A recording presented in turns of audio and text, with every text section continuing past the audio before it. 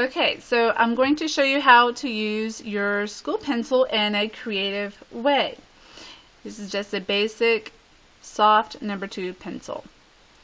And you will have a piece of newsprint paper. You'll have a piece of newsprint paper.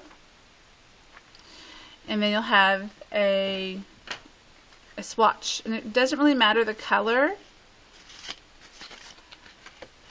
I mean, you don't want it to be black, of course, but it's basically so you can get the practice of drawing on a slick surface, and color is just an added bonus. And we'll also be using the back. So, I will sometimes be turning the light off and on so you can see the effect better. We're going to work on value. Now, when we work on value, we can use the side of our pencil, not up close, but we're using the side of the pencil. Using the side. So I'm going to go from dark, pressing dark,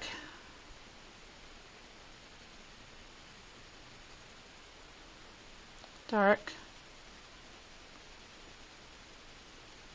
medium, and then light, little and less pressure. Okay, I'm gonna try the same on the other piece of paper. I'm just gonna go pressing dark, pressing heavy, not with my point, but with this side of my pencil. I'm going back and forth over in the same spot, and over in this side, I'm not going to go back and forth as much. I'm kind of releasing the pressure. And right here, I'm going a lot less pressure, and you can see from dark, medium, to light. Then the other way we can do value is with hatch lines. So I'm going to go at the top over here and do hatch lines. Hatch lines are lines, if you have lines close together, that's dark. If you have lines further apart, it gets lighter and lighter. Turn the light on for that, maybe. Yep, turn it off.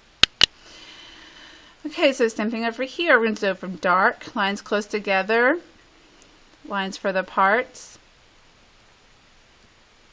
Okay. Then for hatch lines are lines that go crisscrossing over each other. That shows a darker value.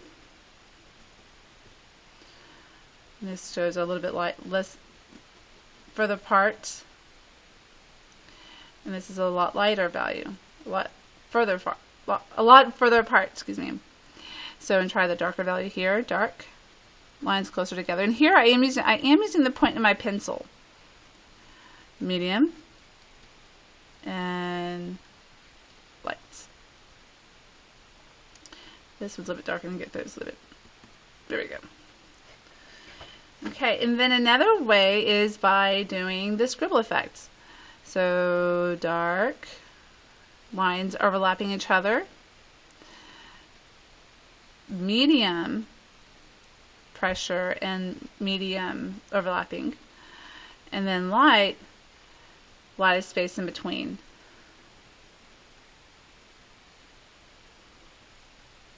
And over here we have the dark,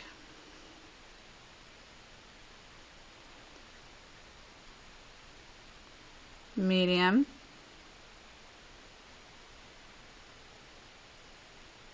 and light.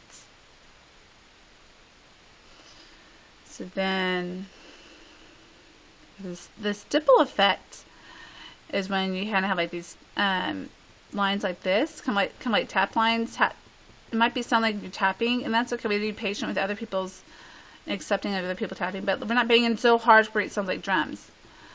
But slight tapping can work for stippling.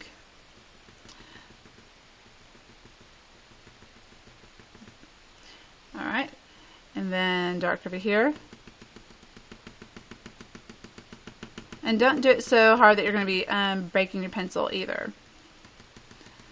Lighter. Now, this is something where you might have to have a bunch of construction paper underneath if you choose to do this for for bigger area of your whole picture, because that tapping will drive others' ears to a point where they can't stand it. It'll probably bother some students a whole bunch if you keep on tapping the whole class time. So that's one way you can practice the stippling effect.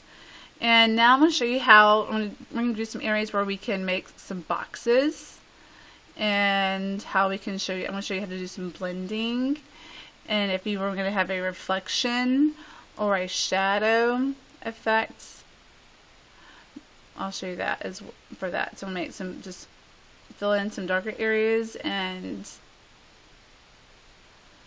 paper, like some boxes. Leave space underneath. Leave some space underneath for those boxes. Or circles, boxes or circles, whatever is easier for you. Blobs, it doesn't matter. Okay. And so now I want to show you how to create a blending stamp. And you're going to get a Kleenex. Everybody gets their own Kleenex. I'm going to zoom out because I'm going to be folding the Kleenex. Right here. Fold it. Fold. Fold. Again, it doesn't have to be perfect. It does not have to be perfect. Just fold. Now this might be easier for you to fold on the table.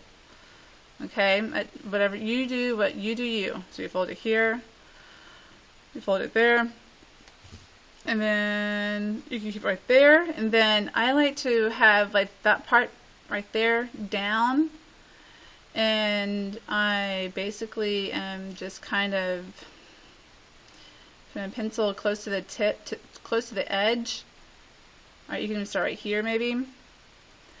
And I just kind of tuck it in like that.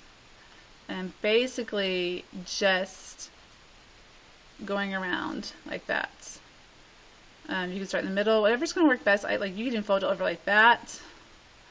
Put your pencil diagonal. Honestly, whatever's going to be best for you, because you want to have a point. So you want to have the point of your pencil is right there at the tip. Okay, so it might be better if you just go ahead and go to the diagonal. Maybe that might work. Kind of like as if you're. There you go, like that. And then you wrap it around. I've done it several different ways, and they all worked fine. You just have to find the way that works good for you, to where you have the points. Oh, I'm sorry, I forgot to say, you need to get a piece of tape and tape this around like that. Okay. Okay, so I'm now going to. This might have a point. Some mine did not have a point. It just depends on how you're folding and how you're rolling and stuff like that. But you definitely have the Kleenex. And then what we're going to do, I'm going to zoom in again so you can see how the difference. On one box underneath, I'm going to get my blending stuff and I'm going to go down like that. I'm just going to bring it down. And this is a neat way to have a reflection. I'm going to do the same thing on the other side, on the other piece of paper. Bring that down like that. Okay. Now let's try a Q-tip. Now these have already been used. You'll get one that's clean. And these Q-tips are not going in your ears or nose or mouth or pocket or anywhere else. Do not breaking them. These are used as a tool. These are not going in your hair either. These are used as a tool. So you're basically going to hold your paper down, of course, and I'm going close to the cotton swab area, and I'm having to put a little bit of pressure on the stick part of the cotton swab, and I'm just bringing I'm going back and forth on my dark area of my box, and then I'm going to bring it down like that. And that's one way to make a shadow or a reflection. So right here, I'm going to go right there. I'm just going to bring it down like that.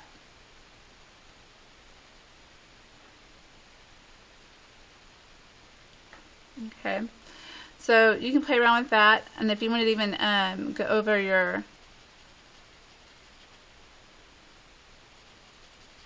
that, and then you can try this.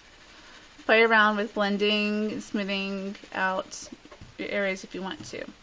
But those are some techniques that you can use when you're using the drawing studio tools.